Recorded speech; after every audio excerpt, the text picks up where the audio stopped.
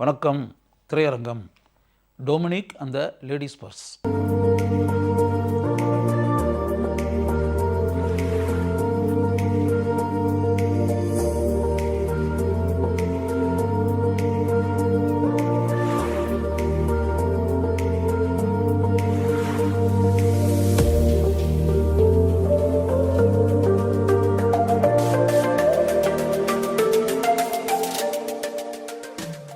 இது ஒரு மலையாள திரைப்படம்.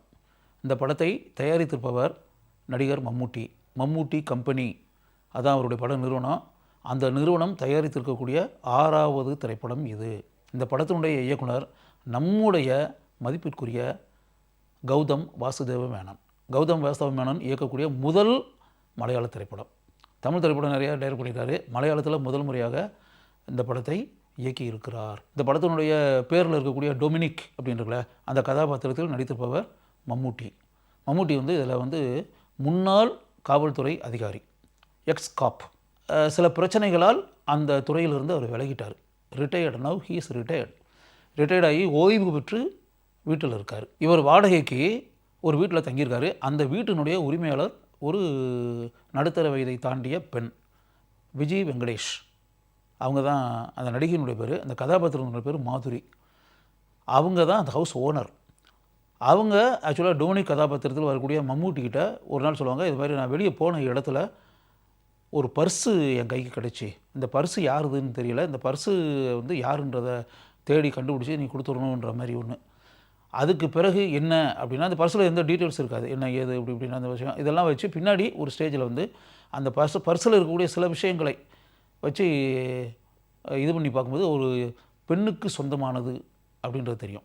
அந்த பர்ஸில் இருக்கக்கூடிய சில அடையாளங்கள் அந்த இதை வச்சு ஒரு இளம் பெண்ணுக்கு சொந்தமானது அப்படின்னு தெரியும். அந்த இளம்பெண் எங்கே இருக்கா, என்ன ஏது அப்படின்ற மாதிரி. இவர் என்ன காவல்துறையில் அதிகாரியாக இருந்தவர் தானே, போலீஸ் டிபார்ட்மெண்ட்டில் இருந்தவர் தானே.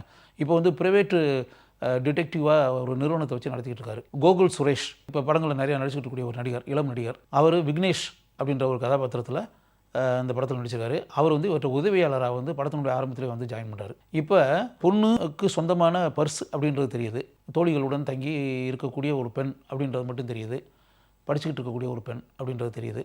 அப்போ அந்த பொண்ணு கிட்டத்தட்ட ஒரு குறிப்பிட்ட நாள் சொல்லிவிட்டு அவளுடைய இது என்னென்னா, ஏற்கனவே ஒரு இளைஞனை காதலிச்ச பிறகு சில கருத்து வேறுபாடு இப்படின்ற சில பிரச்சனைகளை வச்சு அந்த காதலன்றது பிரிஞ்சு அப்படின்றதெல்லாம் ஆயிடுச்சு. இன்னொரு இளைஞனை இவளை ஃபாலோ பண்ணிக்கிட்டே கிடந்தான். அந்த இதை அவன் ஏற்றுக்கறல. அது பிறகு 2 ஆண்டுகளுக்கு பிறகு அந்த ஏற்கனவே தனக்கு காதலனாக இருந்தவனையே போய் பார்ப்போம் அப்படின்னு சொல்லிட்டு அவனுடைய ஊருக்கு போனான். அந்த தகவல் மட்டும் தெரியும். இப்போ இவங்க ட்ரேஸ் அவுட் பண்ணி அவள் எங்கே போனா, யாரை தேடி போனால், இவளுடைய காதலன் எங்கே இருக்கான் இப்படின்றலாம் தேடி போய் அப்படின்னு பார்த்தா அங்கே இதாகும். அது பிறகு என்னென்னா, இவ போனது அது ரைட்டு, அதுக்கு பிறகு அவனும் காணோம். யாரை தேடி போனாலோ அவனும் இல்லை, எங்கே போனான்றது யாருக்குமே தெரியல. இதை வச்சு இன்வெஸ்டிகேட் பண்ணி என்ன நடந்தது, அந்த பொண்ணுக்கு என்ன ஆச்சு, அந்த இளைஞனுக்கு என்ன ஆச்சு, அதை ரொம்ப எக்ஸ்ட்ரானரியாக இன்வெஸ்டிகேட் பண்ணி ஒவ்வொருத்தட்டையும் விசாரித்து மம்முட்டி படத்தினுடைய கிளைமேக்ஸ் உச்சகட்ட காட்சியில் எப்படி உண்மைகளை வெளியே கொண்டு வருகிறார். என்ன நடந்தது, அந்த இளைஞனுக்கு என்ன நடந்தது, அந்த இளம் பெண்ணுக்கு என்ன நடந்தது. இப்போ போன இடத்துல அந்த இளைஞன் இல்லை, அந்த இளைஞனுடைய சகோதரி அப்படின்னு சொல்லிட்டு ஒரு கதாபாத்திரம் இருக்குது, நந்தினின்னு ஒரு கதாபாத்திரம். அந்த கதாபாத்திரத்தை சந்திக்க வேண்டிய ஒரு சூழல். சுஸ்மிதா பட்டு அதான் அந்த நடிகை தான் அந்த கதாபாத்திரத்தில், நந்தினி கதாபாத்திரத்தில். ஆக்சுவலாக அவங்க ஒரு பரதநாட்டியம் டான்ஸர், எல்லா வகையான நடனங்களும் தெரியும். அப்படி இருக்கக்கூடிய ஒரு அருமையான கதாபாத்திரம். ஆக்சுவலாக அதுக்கு பிறகு மம்முட்டி அப்படியே ஒவ்வொருத்தரையும் சந்தித்து பேசி பல உண்மைகளை எப்படி கண்டுபிடிச்சி இப்படி கிளைமேக்ஸ் என்னென்னா, இந்த பொதுவாக நம்ம படம் பார்க்கும்போது என்ன நடந்திருக்கும், கொலை நடந்திருந்தால் கூட அந்த கொலையை இவங்க செஞ்சுருப்பாங்களா, அவங்க செஞ்சுருப்பாங்களா அப்படின்ற மாதிரிலாம் மனசுக்குள்ளே நினச்சி இப்படிலாம் இருக்கும் இல்லையா. படத்தினுடைய கிளைமேக்ஸில் படம் பார்த்துட்டு இருக்க யாருமே நம்ம கெஸ் பண்ணியிருக்கவே மாட்டோம். அப்படிப்பட்ட ஒரு கிளைமேக்ஸ். ஏன்னா அதை நான் இப்போ சொல்லலை, ஏன்னா நீங்கள் படம் பாருங்கள். படம் பார்த்திங்கன்னா தான் எப்படிப்பட்ட கிளைமேக்ஸ், அன்எக்ஸ்பெக்டட். 100 பேர் படம் பார்த்திங்கன்னா 100 பேரில் ஒரு ஆள் கூட நினச்சிட மாட்டீங்க. 0.01% கூட நம்ம மனசுக்குள்ளே நினச்சிக்கவே மாட்டோம். சிறிதும் எதிர்பாராத அளவுக்கு எக்ஸ்ட்ரானரியான கிளைமேக்ஸ் அப்படின்னு சொன்னேன். உண்மையாகவே கௌதம் வாசுதேவ மேனனை கட்டாயம் பாராட்டணும். இந்த அளவுக்கு ஒரு சீராக கௌதம் மேனன் படம் அப்படின்னாலே பொயட்டிக் நேச்சரோட தான் இருக்கும், கவித்துவ தன்மையோடு தான் இருக்கும், மெதுவாக தான் நகரும். படம். இதுலேயும் கிட்டத்தட்ட அப்படி மெதுவாக தான் நகரும். அந்த இன்வெஸ்டிகேஷன் பண்ணுறது அப்படின்றதெல்லாம் ரொம்ப சாதாரணமாக நடந்துக்கிட்டு பேசிக்கிட்டு உண்மைகளை தெரிஞ்சுக்கிட்டு எந்த விதமான செயற்கைத்தனமும் இல்லாமல் மம்முட்டி அப்படி தான் ஆக்ட் பண்ணியிருக்காரு. கேஷுவலாக ஒரு இன்வெஸ்டிகேட் பண்ணக்கூடிய ஒரு மனிதர் எப்படி இருப்பாரோ அதே தன்மையை படம் முழுக்க வெளிப்படுத்தி இருக்கிறார் மம்முட்டி. படம் வந்து பிகினிலேருந்து லாஸ்ட் வரை ஒரு நூல் பிடிச்சது மாதிரி அந்த திரைக்கதையை அருமையாக இயக்கியிருக்கிறார் கௌதம் மேனன். இதில் கௌதம் மேனனை பொறுத்தளவு இயக்கம் கௌதம் மேனன் அப்படின்னா கூட ஸ்க்ரீன் பிளே அப்படின்றதுல ஸ்க்ரீன் பிளே வந்து 2 பேர் 3 பேர் சேர்ந்துருக்காங்க. கௌதம் மேனனும் பண்ணியிருக்காரு, கௌதம் வாசுதேவ் மேனன் அவரும் பண்ணியிருக்காரு.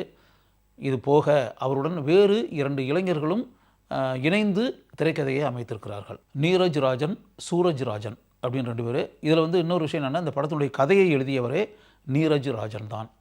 நீரஜ் ராஜன் எழுதிய கதைக்கு 3 பேரும் சேர்ந்து திரைக்கதையை அமைத்திருக்கிறார்கள். சித்திக் சோமன் பிள்ளை அப்படின்ற கதாபாத்திரத்தில் அருமையாக நடித்திருக்கிறார்.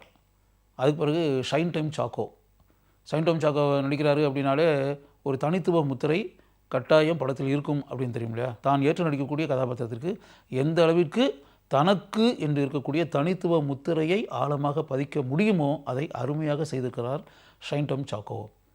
அதுக்கு பிறகு பிரகாஷ் அப்படின்ற ஒரு மெஜஸ்டிக் கேரக்டர் அப்படின்னு சொல்லலாம். அதில் வந்து வினீத் ஆக்ட் பண்ணியிருக்காரு.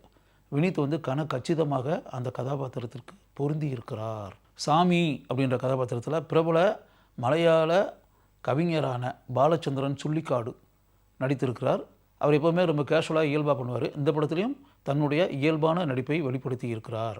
டொமினிக் கதாபாத்திரத்தில் வரக்கூடிய மம்மூட்டியினுடைய மாஜி மனைவியாக எக்ஸ் ஒய்ஃப் அந்த கதாபாத்திரத்தில் அருமையான நடிகையான லெனா நடித்திருக்கிறார். இந்த படத்தினுடைய ஒளிப்பதிவாளர் விஷ்ணு தேவ்.